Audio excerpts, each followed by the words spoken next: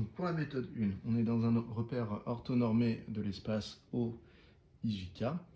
On a un plan P qui passe par le point A de coordonnées 2, 5, moins 4, dont un vecteur normal est 3, moins 6, 1. Voilà, donc on a un plan P qui passe par un point A et dont on sait qu'on a un vecteur normal n.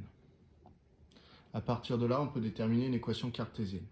Donc, comment est-ce qu'on fait ça? Alors, il y a deux méthodes. Il y a la méthode, j'utilise le théorème du cours, la propriété du cours qui me dit directement l'équation cartésienne, ou il y a la méthode, je reviens à la base pour redémontrer l'équation cartésienne.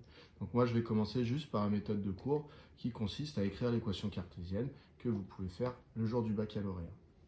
Donc, P A pour équation cartésienne.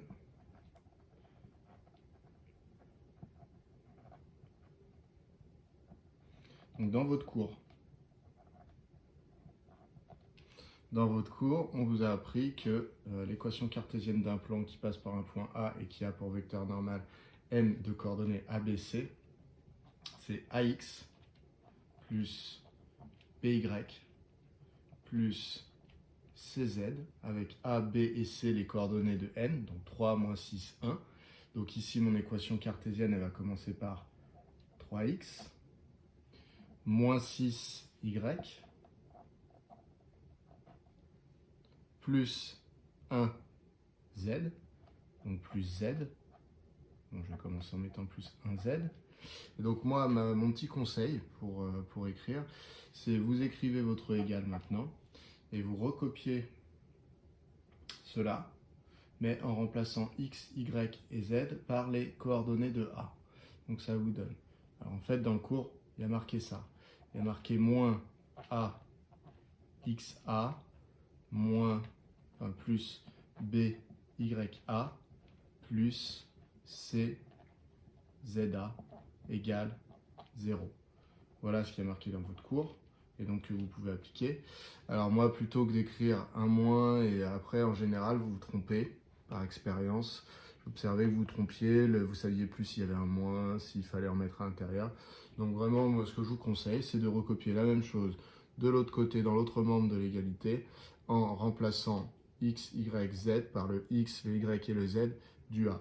Ça va vous donner 3xa, donc 3 fois 2, moins 6 fois 5, plus 1 fois moins 4. Donc en fait, c'est que ça, cette expression-là, elle est placée pour l'instant de l'autre côté du signe égal. Donc après, moi, une fois que j'aurai calculé ce nombre, je referai en sorte d'avoir 0 dans le membre de droite.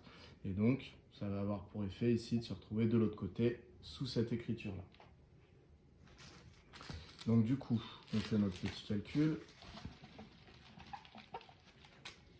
Ça nous donne notre équation, elle est équivalente à 3x moins 6y plus z égale 2 fois 3, 6, 6 fois 5, 30, 6 moins 30, moins 24, plus 1 fois moins 4 qui vaut moins 4, donc moins 24, moins 4, moins 28.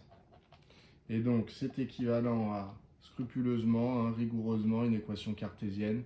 Il faut qu'il y ait 0 dans le membre de droite. Donc, je vais avoir plus 28 égale 0.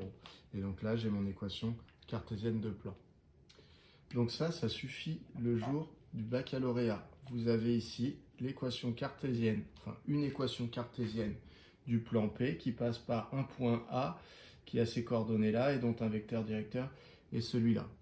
Maintenant, je vais vous refaire la version démonstration. Mais je répète, si vous faites ça sur votre copie de bac, vous avez tous les points, vous avez bon à la question, puisque vous pouvez appliquer cette formule qui est inscrite dans votre cahier de cours. Si je veux refaire la démonstration de cette formule,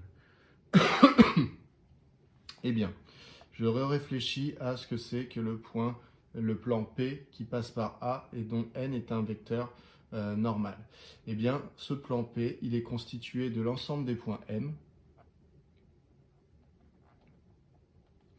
tel que le vecteur AM soit orthogonal au vecteur N. En effet, ce vecteur AM, si j'en mets une représentation ici, il faut que j'ai vraiment un angle droit entre ces deux vecteurs. Donc que ces deux vecteurs soient orthogonaux. Donc en fait, si j'appelle M un point de coordonnées X, Y, Z, eh bien mon plan P, c'est l'ensemble des points M qui vérifie que le vecteur AM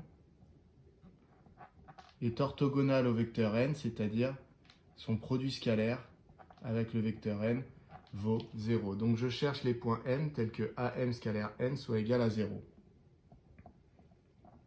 Le vecteur AM, on pourrait calculer ses coordonnées. Le vecteur AM, il a comme coordonnées les coordonnées de M moins les coordonnées de A.